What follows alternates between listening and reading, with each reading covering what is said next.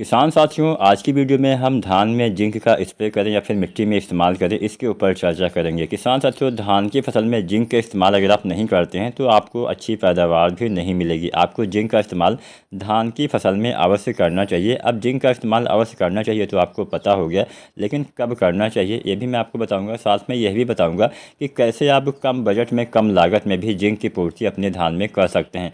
अब जिंक का इस्तेमाल आप दो तरह से कर सकते हैं। पहला और आसान विधि होता है मिट्टी में इस्तेमाल कर देना, मतलब बुरकाव करना, या फिर मिट्टी में ऐसे हम छिड़क देते हैं, यूरिया खाद के साथ मिला के डाल देते हैं। तो पहला तरीका हम जानते हैं, उसके बाद हम आपको बताएंगे सबसे आसान और सस्ता तरीका कौन सा है।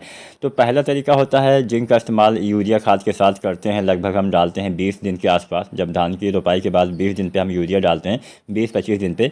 तो यूरिया 30 से 40 किलोग्राम डालना होता है। साथ में जो जिंक सल्फेट आता है 33% वाला, इसकी आप 5 से लेकर 7 किलोग्राम मात्रा, मतलब 5, 6 या 7 केजी आप डाल सकते हैं। औसतन 5-6 केजी पर्याप्त होता है, इतनी मात्रा 1 एकड़ के लिए। यहाँ पे हम जितनी भी मात्रा आपको बताएंगे वो प्रति एकड़ यानी 1 एकड़ खेत की बताएंगे।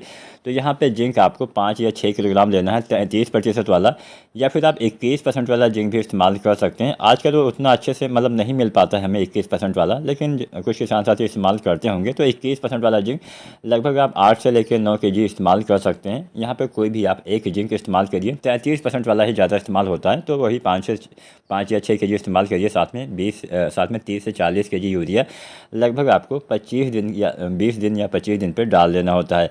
अब अगर आप मिट्टी में जिंक का इस्तेमाल करते हैं तो केवल सिंगल यानी एक बार ही आपको डालना है, बार बार जिंक का इस्तेमाल नहीं करना है। इस बात को आपको थोड़ा सा नोट कर लेना है, याद कर लेना है। जिंक का इस्तेमाल मिट्टी में करते हैं, केवल एक बार डालने से काम कर जाता है। और यहाँ तक ये बहुत लंबे समय तक आपके खेत में बना रहता है, लगभग 1 साल तक आसानी से आपके पौधे को मिलता रहता है। लेकिन यहाँ पर भी कुछ कंडीशन अप्लाई वाली जो है वो व्यवस्था होती है। अगर आपके खेत तराई वाला है तो वहाँ पे जिंक की कमी बहुत जल्दी हो जाती है। अगर आपने फास्फोरस ज़्यादा मात्रा में बाद में किसी भी फसल में डाल दिया तो वहाँ पे भी कमी हो जाती है।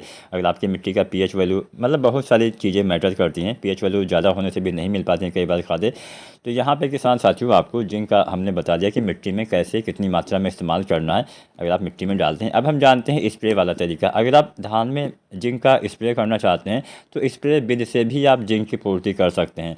अब अगर आप स्प्रे करना चाहते हैं तो स्प्रे करने आपको 2 बार करना पड़ेगा। सिंगल यानी एक बार से काम नहीं चलेगा, डबल आपको डालना पड़ेगा, 2 बार डालना पड़ेगा। तो यहाँ पे हम मात्रा आपको बता देते हैं। जो जिंक सल्फेट 33% वाली आती है, इसको आप या तो मिट्टी में डालिए या फिर आप स्प्रे भी कर सकते हैं, अपने खेत में छिड़काव भी कर सकते हैं। तो 33% वाले जिंक सल्फेट आपको डालनी होती है 700 या 750 ग्राम प्रति एकड़ तक, एक बार में इतनी मात्रा डालनी है। या फिर आप 21% वाला जिंक डालते हैं तो 1 केजी यानी 1 किलोग्राम डालना होता है प्रति एकड़ तक, एक बार में इतनी मात्रा डालनी होती है। अब जब आप जिंक का स्प्रे करते हैं तो सिंगल जिंक कभी भी स्प्रे नहीं किया जा सकता है, इसके साथ में आपको दानेदार यूरिया मिलाना पड़ेगा। तो दानेदार यूरिया 1 से 2 केजी, या फिर आप बुझे हुए चूने का पानी भी इस्तेमाल कर सकते हैं। चाहे आप दानेदार यूरिया डालिए, चाहे बुझे हुए चूने का पानी इस्तेमाल करिए, तो इतनी मात्रा मतलब 1 एकड़ के लिए हो जाएगी। 1 से 2 केजी आप यूरिया, साथ में 750 ग्राम आपको 33% वाला, या फिर 1 केजी आपको 21% वाला जिंक स्प्रे करना है। दोनों बार इतनी ही मात्रा में आपको डालना होता है। तो पहली बार इसका स्प्रे आपको करना है 25 दिन पे, और दूसरी बार स्प्रे आपको करना है 50 दिन पे, मतलब 20-25 दिन के बाद फिर से कर दीजिए। अगर आप स्प्रे करते हैं तो थोड़ा सा सस्ता पड़ता है, क्योंकि यहाँ पे केवल लगभग 1.5 या 2 किलोग्राम मात्रा ही आपकी लगने वाली है। वहीं अगर आप मिट्टी में डालते हैं तो लगभग 5 या फिर 10 केजी मात्रा, 9 केजी मात्रा आपकी लगेगी। तो यहाँ पे आपको तय करना है कि आपको कौन सा सस्ता पड़ेगा। अगर आप स्प्रे करते हैं तो इसका असर काफ़ी जल्दी होता है, अगर आप मिट्टी में डालते हैं तो असर उतना जल्दी नहीं होता है। अगर आपके खेत में जिंक की कमी के लक्षण दिखाई देते हैं तो आपको स्प्रे विधि ही अपनाना चाहिए। अब आपको तय करना है कौन सा तरीका आपके लिए बेहतर हो सकता है, कैसे आप इस्तेमाल करने वाले, हमें नीचे कमेंट करके ज़रूर बताएं। अगर आज की वीडियो आपको पसंद आई हो तो वीडियो को लाइक करें और फार्मिंग विद SRJ चैनल को सब्सक्राइब करना ना भूलें। वीडियो देखने के लिए